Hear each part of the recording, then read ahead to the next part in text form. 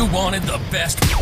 You've got the best podcast, the hottest podcast in the world. The Chris Voss Show, the preeminent podcast with guests so smart you may experience serious brain bleed. The CEOs, authors, thought leaders, visionaries, and motivators. Get ready. Strap yourself in. Keep your hands, arms, and legs inside the vehicle at all times, because you're about to go on a monster education roller coaster with your brain. Now, here's your host, Chris Voss. Hi, folks. This is Voss here from the ChrisVossShow.com, the ChrisVossShow.com. Hey, welcome to another great podcast. We certainly appreciate you guys coming by and all that good stuff. Thanks for being here. I mean, have I always told you that I mean, what other podcast thanks you so much and spends so much time, especially at the beginning of the show, thanking you every time you come in? Can I glad hand enough? Can I kiss up to my audience enough? No, I could not, because we certainly appreciate the stuff we make up at the beginning of the show. Welcome to the show, friends. We have Chuck Brooks on the show. He's named the top tech person to follow by LinkedIn. He's cited as the top 10 global tech and cybersecurity expert and influencer. And he's a Georgetown University faculty and a Forbes contributor and a bunch of other stuff. He's pretty big over there on the LinkedIn as I am as well. So be sure to listen to the rest of the show. You'd want to check that out. As always, we refer the show to your family, friends, and relatives. Go give us a 5-star review on the iTunes there. We've been having some great reviews. Thank you to the people who did the reviews. We're going to read some of those on the show here. I'm going to have to pull those up. In the meantime, we actually started posting a lot on TikTok. We're using TikTok. We're trying to get cool with the cool kids or whatever the hell's going on over there without having to, I don't know, do thirst traps. So sorry, there won't be any Chris Voss thirst traps over there. I'm sorry to completely disappoint part of my audience, but there's all sorts of cool advanced stuff we'll be doing on interviews and cuts of the show. And already some of the advanced stuff we've been putting up has been getting a lot of traction. Go to goodreads.com/Chris Voss, youtube.com/Chris Voss, all the places we are on the internet, especially on LinkedIn. Today we have, as I mentioned before, Chuck Brooks on the show. He's the president of Brooks Consulting International. He is a globally recognized thought leader and subject matter expert in cybersecurity and emerging technologies. Chuck is the adjunct facility professor at the Georgetown University's Graduate Applied Intelligence Program and graduate cybersecurity programs, where he teaches courses on risk management, homeland security, and cybersecurity. He's also one of the top 5 tech people to follow on LinkedIn, as I mentioned before, and the top 10 best cybersecurity and technology experts by Best Rated as a top 50 global influencer in risk compliance. We're talking to him about cybersecurity and different things that are going on in today's world that the business leaders really need to know about. So welcome to the show, Chuck. How are you, my friend? Doing great, Chris. Thank you for having me. Thanks for coming. We certainly appreciate you. You know, we were just talking before the show, the cybersecurity is a really big deal. The Justice Department's announcing something that's going to be interesting here about big government, some sort of government cyber issue and influence that's happening in our world. But give us your .coms so people can find you on the interwebages. Yeah, you can find me at either my website on brooksconsulting.international.com, or the easiest place to find me is on LinkedIn. I have almost 90,000 followers there. And on Twitter at Chuck D. Brooks. So those 3 places are quick ones to go to. There you go. And I guess this month is Cybersecurity Awareness Month? It certainly is, every October. And every October, the threats seem to get bigger, and cyber hygiene and cyber security awareness is more and more important than ever. There you go. Isn't it funny how they make this most scariest month Cybersecurity Month? Well, yeah, that makes sense now when I think about it, because if you lose your identity and you lose your resources and you lose your pocketbook, you're in big trouble. Definitely. Definitely. I mean, you know, there's all sorts of crazy stuff going on. There's a ransomware that's out there. There's all sorts of attacks that are going on to people. You know, I know that the Biden administration has been wary of Russia attacks, you know, because of Ukraine and all that stuff. That's kind of getting to be the only way anything left to fight back with, the pace they're going. So you wrote an article in Forbes, and this came out, I believe, earlier this month for Cybersecurity Awareness Month, and you talked about some of the cybersecurity threats. What are some of the overall threats people need to be worried about right now in the business sense, or personal sense, I should say? Yeah. Well, I think that it covers everybody. You're right. Personal sense and business sense, particularly now that a lot of us are working in remote offices. I mean, we're even more target that way. But there's the traditional threats that are still the big ones. The first one, of course, is phishing. I mean, it works. And what we're seeing now with phishing is a lot of automated attacks, sending them out through machine learning, artificial intelligence, targeting a huge amounts of audience potential. Only takes a couple people to click on it to make it worthwhile for them. And so they're automating these attacks. The other thing that we've seen come more back into vogue is ransomware in the last couple of years. It's been around for a decade and a half, but now it's growing in use. The malware is a little bit more sophisticated, for it. And the other thing, which I think the big change is that they can get paid now with cryptocurrency. Wow. Prepaid charges, they're able to escape getting prosecuted and get their money. So ransomware has become probably a tool of choice for a lot of the hackers, the criminal hackers out there. Did you hear about this case where I might have to pull it up on my phone, but there's a lot of cryptocurrency hacking going on as well. And there was a case where they ripped off like $90 million. And then they gave half of it back so that the company could stay afloat and pay their depositors for crypto. But they kept half the money and the company agreed to that. Did you hear about that case? I had heard about that. Yeah. They were desperate. But what you mentioned with these cryptocurrency attacks are pretty common. They're getting into a lot of wallets. Problem is, again, is the legal aspect of it is that these are not regulated like bank accounts. There's no insurance on them. So you have a greater risk until something is really done to fortify these accounts. But they're easy pickings for a lot of hackers. Yeah, the craziness that's out there. It's the hacker behind the Mango Markets exploit. He kept 47 million and returned 67 million to the DeFi project after a Mango community vote. And he even claimed all of his actions were legal, I guess. Somehow they found a exploit in their software. But he basically gave 67 back so they could keep afloat, and so depositors didn't lose their money, and kept 47 million of their profits. And the company actually voted to okay, sure, we'll do that. We won't pursue legal charges against you. I thought that was extraordinary. It is extraordinary. But part of the problem is that, I mentioned is that with a lot of the cryptocurrency companies or people doing it, they don't have many legal avenues. And a lot of times this stuff's lost, it's really lost. So that it's not a part of the institutional forums that you go to when you have an issue with a bank deposit or a SWIFT or something like that. So it's very difficult to remedy your losses, particularly when it's organized crime. So I think we'll see a change in that eventually, because I think cryptocurrency is now becoming used by a lot of institutional banks and stuff too to hedge their bets. There's more acceptance of it, but there's a lot of people out there who have lost everything in crypto. Wow. And I feel bad for them. They made a lot too, but it's easy to lose. It's gambling. Yeah, that's the one thing that bugs me. I mean, I understand crypto and everything, and I bought into it over times. I, of course, went out of it before it crashed. And I kind of felt like that was going to happen. I think I got out a little too early, but hey, that's investing. Hindsight's always 20/20. I learned that when I used to day trade on Nasdaq. Yeah, the fallacy of how your craft could be hacked on top of everything and the risks that you're gambling with. But let's talk a little bit about what's going on with the remote working and stuff. I know a lot of companies and a lot of discussion has been, when they were, when people were in the office, the email would come through, the servers of the company and stuff. I suppose in some way they still do. You can just set it up in your Gmail or something. But, there was probably less opportunities for hackers or malware to get in. But now when people are working remotely, they can click on any link and they can have access to everything and get into the system and where we're at. Yeah, no, remote work was a boon to hackers in a lot of ways. I mean, what you just mentioned is exactly true. When you're away from the administrator and the IT shop, it makes it difficult to monitor and see what you're doing. A lot of people, they mix their personal and their business work together.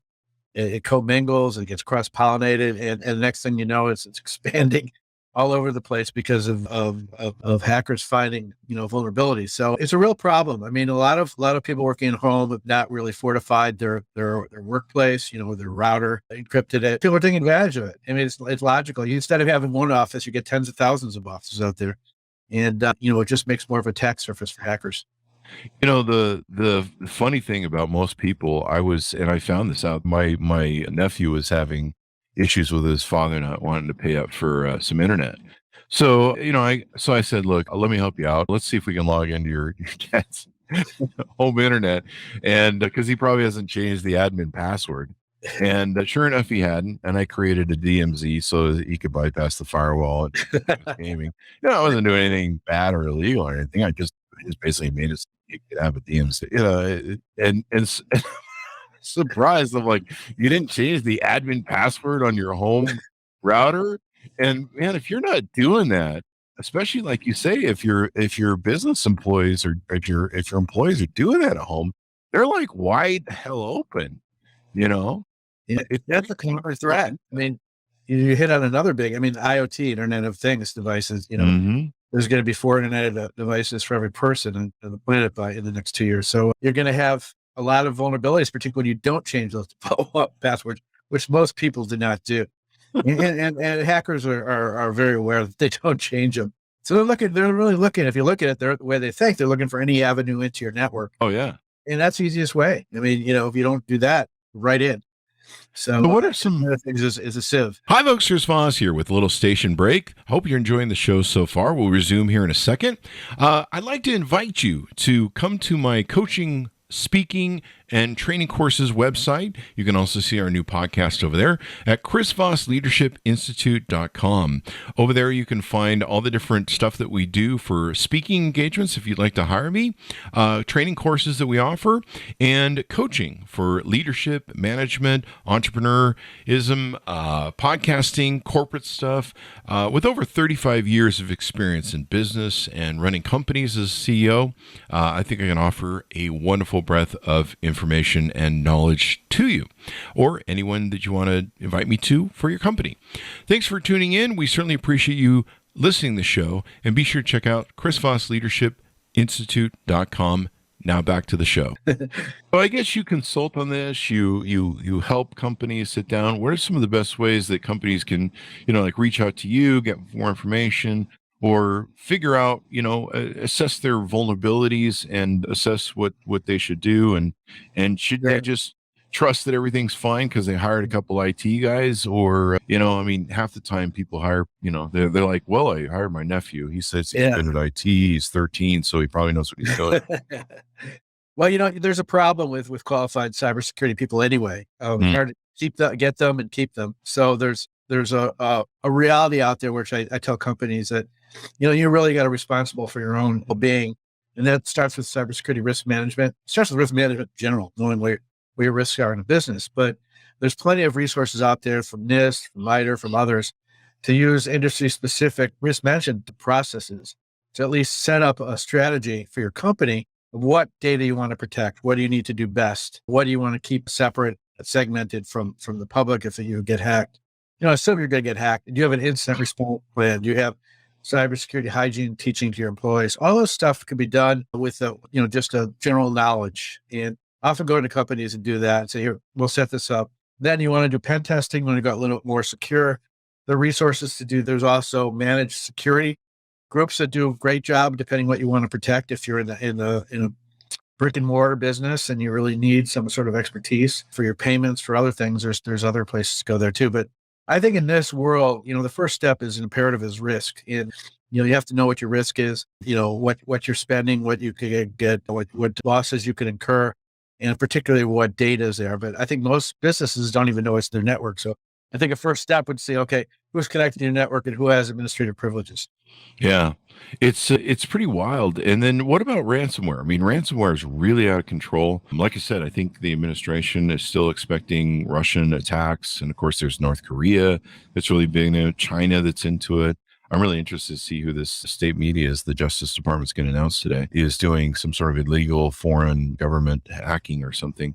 But what are some ways that can impact the business? Ransomware and in a huge way. And most small businesses can go out of business whether they pay or not pay. The advice from the FBI is certainly don't pay because they're going to just take your information and sell it to someone else, and you're going to get hacked again. Wow.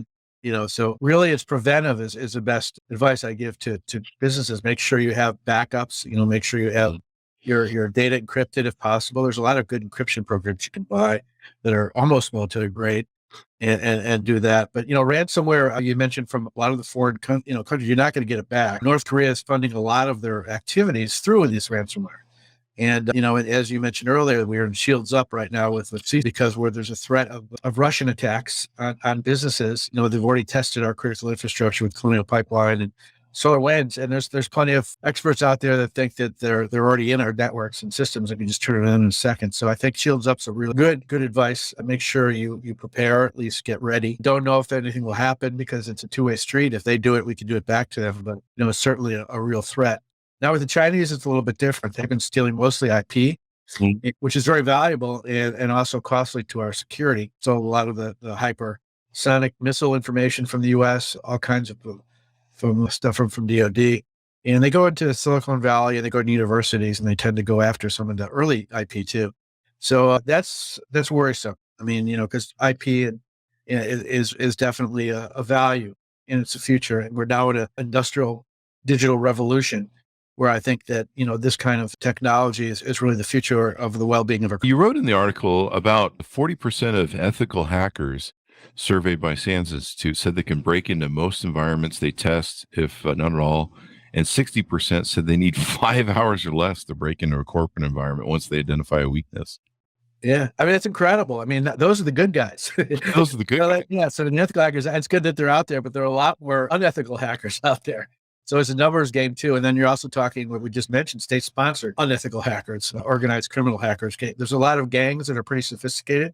They've made a lot of money. They've hired a lot of talent. A lot of it is coming out of, Eastern Europe and foreign countries. Very difficult for us to find them. But you're right. It's a problem. It's too easy to hack. There's just too much of a ecosystem of opportunity for hackers. Wow. It's crazy, all the stuff that's out there, and it just seems to be getting worse.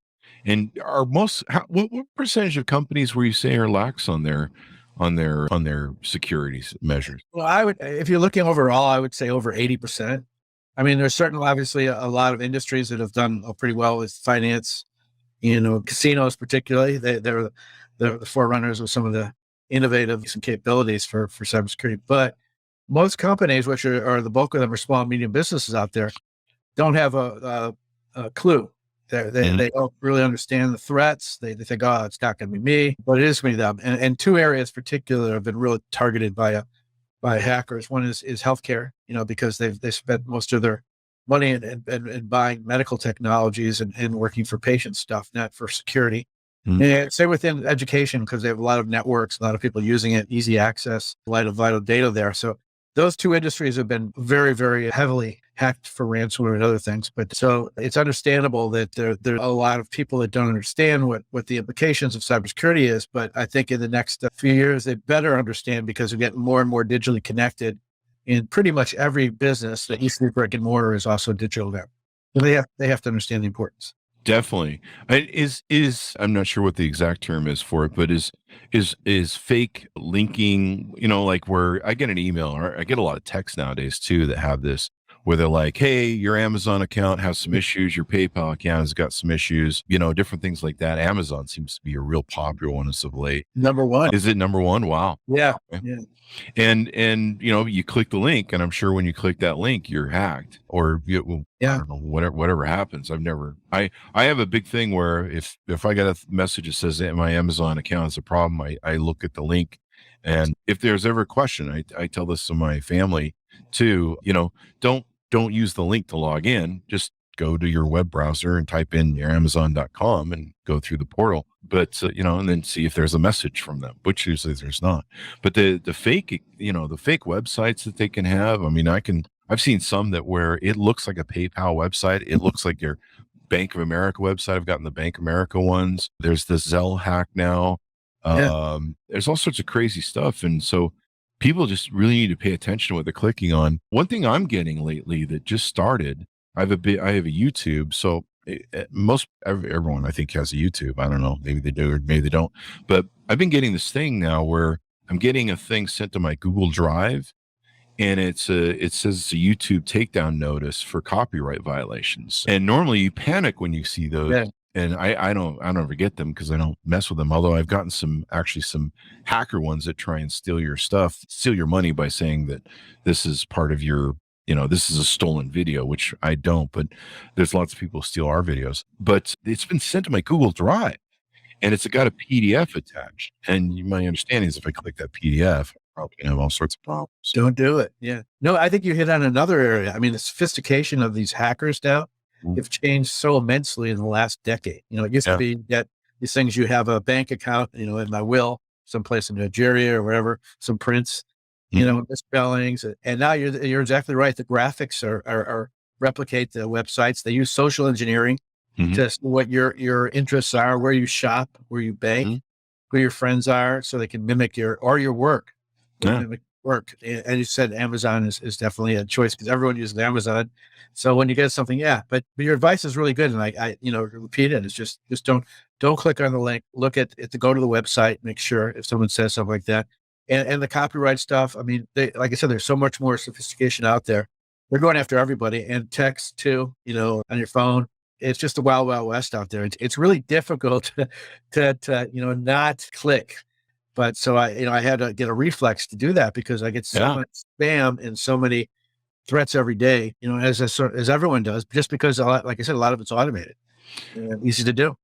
What about, one of the things we always get is these offers from people, these Fiverr guys, and offers on the internet for people to pump our podcast and our YouTube and stuff. And I've talked to people that have worked with those people, and a lot of times their accounts get stolen. If they're paying them for a while and they stop paying them, then they end up with 500 bad reviews, or their accounts get hacked. There's all these people that want access to the Chris Voss Show to either redesign it or work on our YouTube channel. And I know as soon as we let over the password, like, we're going to lose all of our stuff. Don't do it.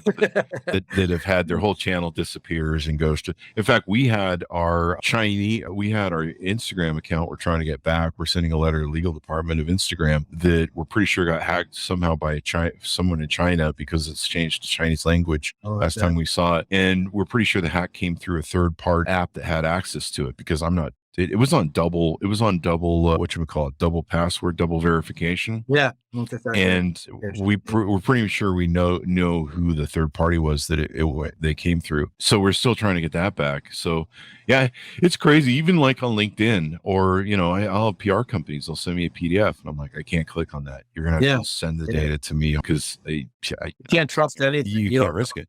Yeah. Plus, they can be like, well, we made the PDF, and you're like, well, yeah, I know you guys, but for all I know, it's got it's maybe it was circulated to someone else. If you're not secure, you're just passing me the next virus cold. Yeah, no, that's good advice. I mean, I'm a big user on LinkedIn too, and the good thing is you can see who you're talking to.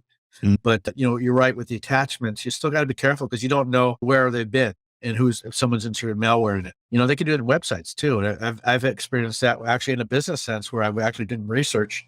And I go to a normal website and there's some malware implanted in it. So it's a minefield out there, and you really got to almost expect to be exploited at some point, because there's just too many red flags out there. Yeah, it's funny. Like, Google does that every now and then. For some reason, our SSL will kick off. I think we finally upgraded our services at GoDaddy, but our SSL would kick off, like it would expire on our website, and then people would get this notification from Google that says, "Hey, this is a button," and I get really pissed off about it, because we try and keep that up to date, and for some reason it would kick off. But people, I'm really surprised how many people aren't aware of that, making sure the SSL certificate and stuff is on their website. We'll get a lot of people that'll be like, "Hey, Chris, we want to come on the show," and I'll go to their website, and a big warning comes up from Google. Yeah, they don't keep it updated, and that's all problem with cybersecurity. You have to update the patches too, because there's all kinds of exploits being discovered, even by Microsoft every day. So you really got to be vigilant, and most people are not. Most companies are certainly not. And so it makes for even more difficulty in fighting the cyber threats. Yeah, we found that out the hard way over 13 years of the Chris Voss Show. You got to update those plugins and make sure, because the reason they're updating them is because they've found they're being exploited by exactly. And they're like trying to patch it all. And I work with clients that I'll go into their WordPress and I'm like, you haven't updated these plugins for like 5 years. Like, you should probably do that. That might be a good idea.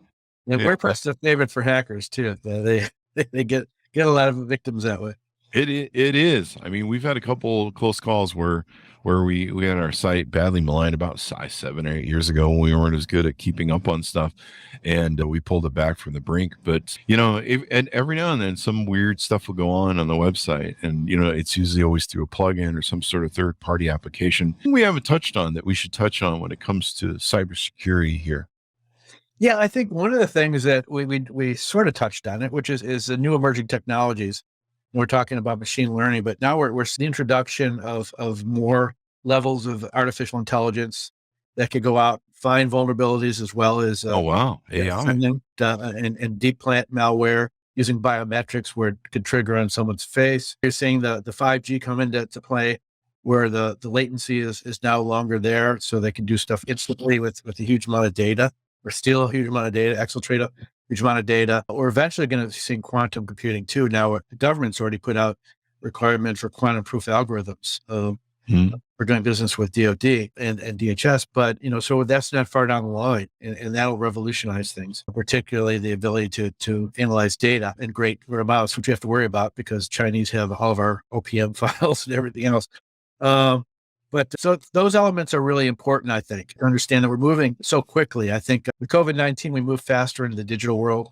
We had to. And now I think we're there, just speeding it up, introducing these new technologies.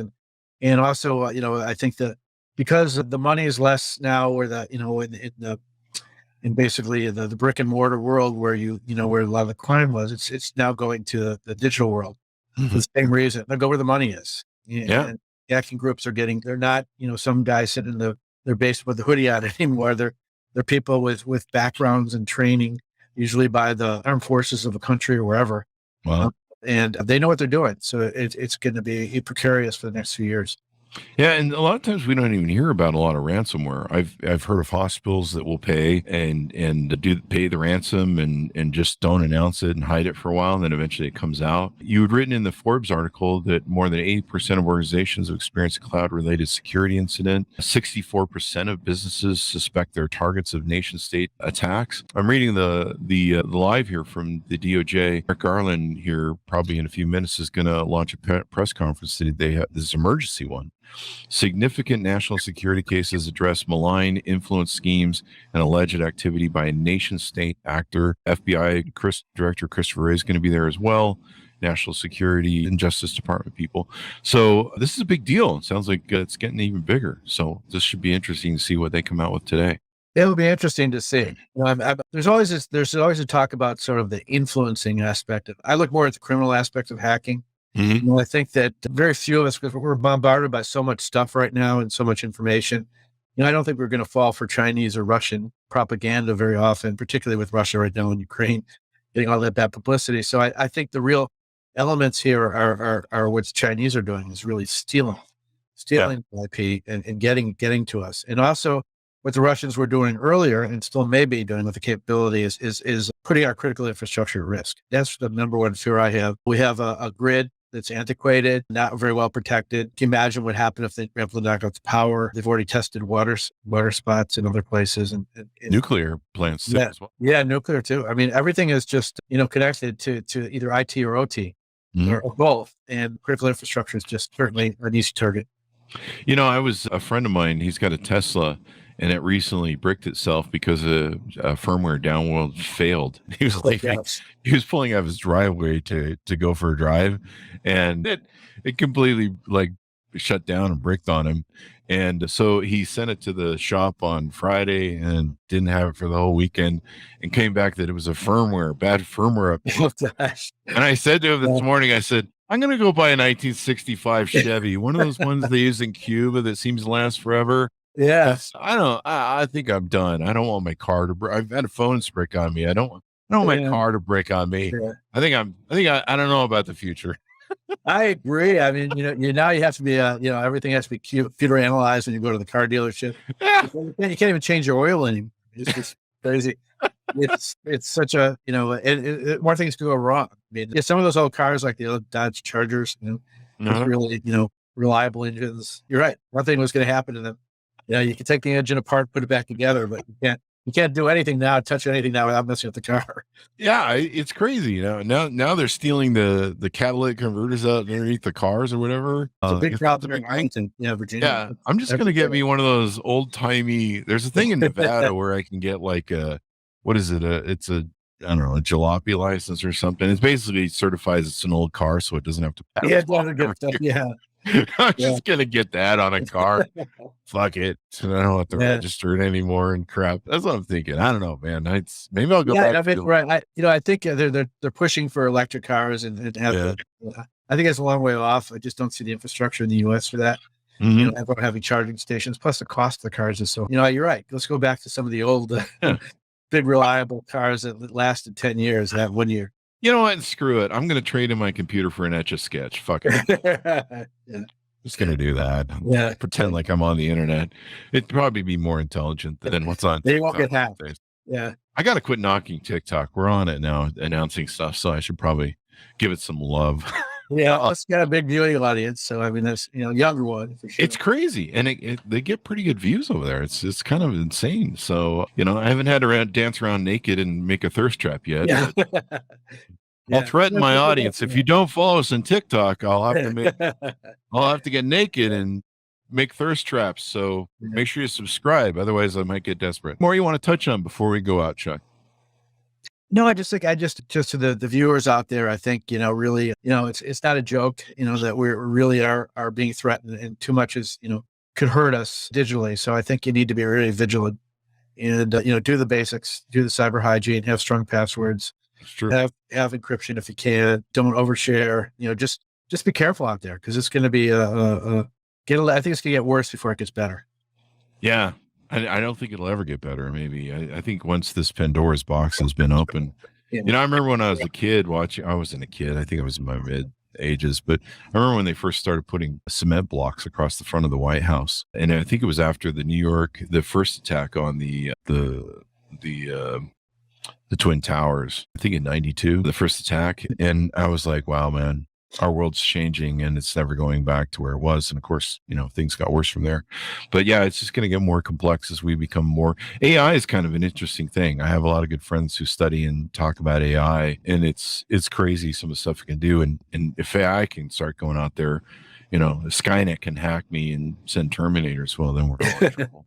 Yeah. Well, I mean, the technology like AI is a double-edged sword. It can do really good. I mean, it can certainly enhance their analytics and capabilities, decision-making, but the bad guys have it too. And so, you always got to look at, we have to protect ourselves and have an offensive capability too, to go back after them. I mean, that's another thought too, but yeah, maybe we can have AI that's the good guy AI that fights the bad guy AI.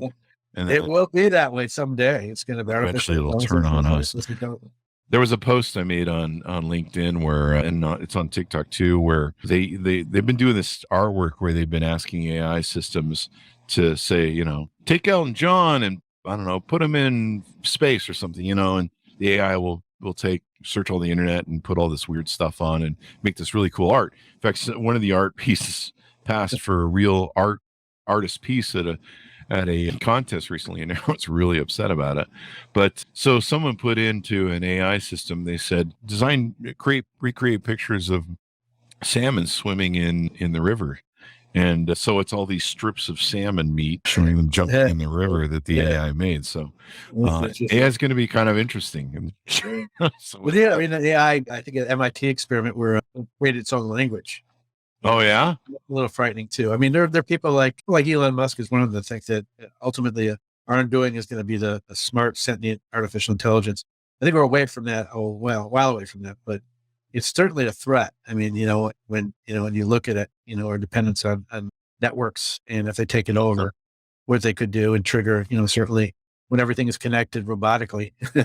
We'll see. With their own language. That's not good at all. All right. Well, this has been pretty insightful, Chuck, and everyone should be aware of it. It's one of those things. How can people get a hold of you, talk to you, do business with you, et cetera, et cetera? I still think I like LinkedIn. I think it's the easiest business place to find you. Mm-hmm. And, go to my LinkedIn site, just go Chuck Brooks on LinkedIn. I'll come up first. And, I'm happy to speak with everybody. Just send me an email and, that'd be great. There you go. Well, thank you very much for coming on, Chuck. We really appreciate it. Oh, thank you for having me, Chris. It was great. Thank you. And thanks, Amonis, for tuning in. We always appreciate you as well. Go give us a 5-star review on iTunes. Go to all of our places there on goodreads.com/Chris Voss, youtube.com/Chris Voss. See the YouTube newsletter, the big YouTube group of 120,000 people over there, 130, 120, something like that, whatever it is. So yeah, it's a couple people there. And all the places we are on the internet. And follow us on the TikTok because we're trying to be cool because we're not. Oh, Nelly with those kids. That TikTok is like huge, that's kind of its own interest as well because it's the Chinese. Exactly, getting a lot of information from young people out there. Yeah, just use it with your Huawei phone, or how do they pronounce that? Huawei. Yeah. Huawei. That's it. Yeah. Just use it with your Huawei phone. See how that works out. Anyway, guys, so thanks for tuning in. Be good to each other. Stay safe. And we'll see you guys next time. And that should have us Huawei.